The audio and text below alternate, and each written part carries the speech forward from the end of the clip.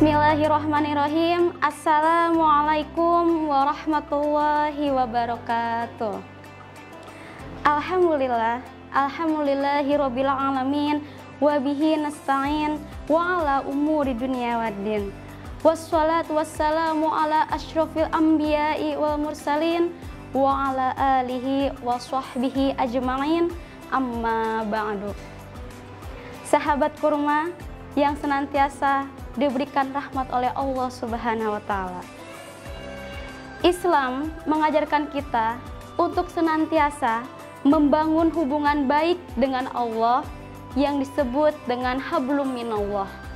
Dan Islam juga mengajarkan kepada manusia agar senantiasa membangun hubungan baik terhadap sesama manusia yang disebut dengan hablum minannas. Hablum minallah menurut bahasa memiliki arti hubungan dengan Allah. Sedangkan menurut syariah sebagaimana yang dijelaskan dalam tafsir Ibnu Katsir bahwasanya hablum minallah memiliki makna perjanjian dengan Allah.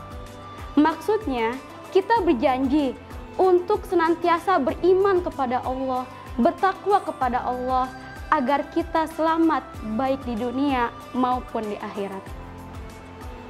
Di sini dapat dipahami bahwasanya apabila kita ingin membangun hubungan baik terhadap Allah, kita harus senantiasa menjalankan kewajiban-kewajiban kita sebagai hamba Allah dengan cara menunaikan hak-hak Allah. Apa saja hak-hak Allah itu? Yaitu mentauhidkan Allah dan tidak mempersekutukannya. Di samping itu kita menjalankan syariah-syariah Allah seperti sholat, puasa, zakat, dan lain sebagainya. Hablum minallah perwujudannya adalah sosok muslim yang senantiasa taat kepada Allah Subhanahu wa taala. Ia menjalankan segala perintah Allah dan menjauhi larangan Allah. Ia senantiasa berdoa, berzikir, memohon ampun kepada Allah Subhanahu wa taala. Wasta'inu bishabri wassalah. Itulah sesosok muslim yang senantiasa menerapkan hablum minallah dalam kehidupannya. Sahabat Daur Rahman Media, dimanapun kalian berada, apakah cukup hanya dengan hablum minallah saja sedangkan kita mengabaikan hablum minannas? Sungguh tidaklah cukup. Bagaimana tidak? Di dalam Quran Allah menyebutkan bahwasanya di samping kita melaksanakan hablum minallah, melaksanakan kewajiban-kewajiban kita sebagai hamba terhadap Allah, kita juga harus diiringi dengan hablum minannas, berbuat baik terhadap manusia yang lainnya.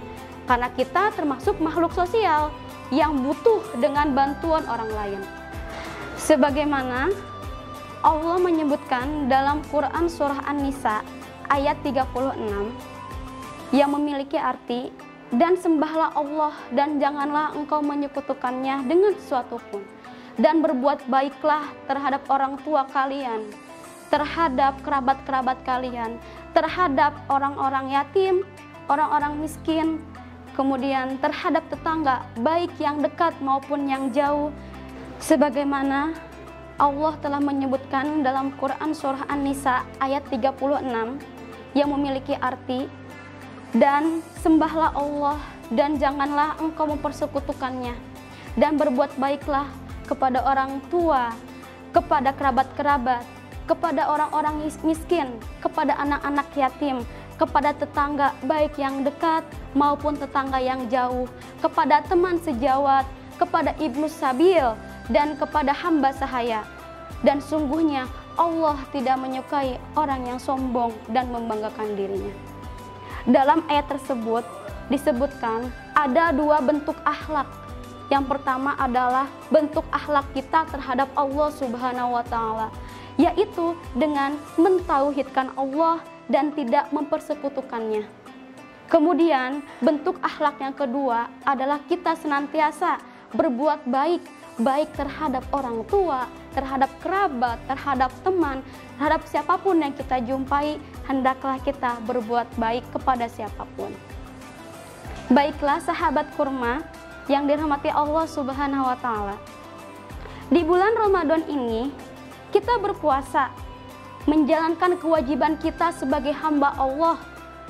Maka bentuk kita puasa adalah bentuk hablum minallah kita terhadap Allah Subhanahu wa taala. Juga dalam berpuasa kita menahan lapar, menahan haus, menahan amarah, menahan emosi kita, lalu dilanjutkan dengan zakat fitrah.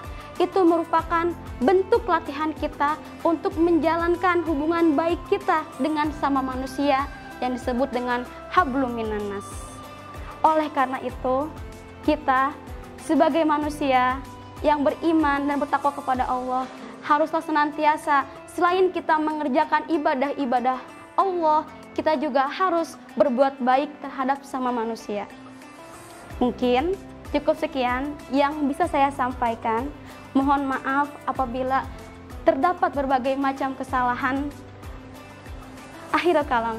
Wassalamualaikum warahmatullahi wabarakatuh.